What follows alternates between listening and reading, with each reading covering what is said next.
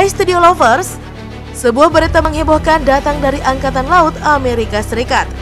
Setelah 77 tahun hilang tanpa jejak, kapal perang militer Amerika Serikat akhirnya ditemukan. Kapal bernama USS Johnson DD557 ditemukan terdiam dalam bisu di dasar jurang laut tak jauh dari Indonesia. Berdasarkan siaran resmi Angkatan Laut Militer Amerika US Navy, Jumat 9 April 2021 lalu, kapal perang perusak kelas Fletcher itu ditemukan di dasar jurang alias palung laut. US Navy mengatakan, bangkai USS Johnson ditemukan oleh kapal penelitian DSV Limiting Factor of Caledon Oceanic di Palung Filipina atau dikenal dengan Filipina Trench, sebuah palung laut yang berada di utara Maluku, Indonesia.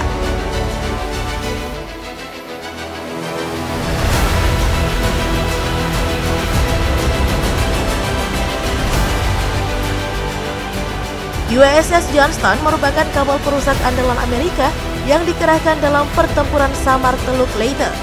Kapal ini kemudian mendapatkan serangan hebat dari armada laut Jepang, sehingga hancur dan tenggelam di lautan pada tanggal 25 Oktober 1944. Kapal perang yang dikomandani Commodore Ernest Evans menghilang dari permukaan laut setelah mendapatkan beberapa serangan mematikan dari kapal-kapal perang Jepang. Dan yang terakhir kali USS Johnston ditembak oleh kapal perusak Jepang Yukikaze sehingga rusak parah lalu perlahan ditelan oleh lautan. Nah, selama 77 tahun, Amerika berusaha mencari bangkai kapal itu. Sebab dalam peristiwa 1944, cukup banyak awak kapal yang hilang dan diduga nih terjebak di dalam bangkai kapal. Berdasarkan catatan sejarah US Navy, lebih dari 150 awak kapal yang hilang dan puluhan lainnya meninggal. Kapal itu diawaki 327 orang dan yang selamat hanya 141 awak saja.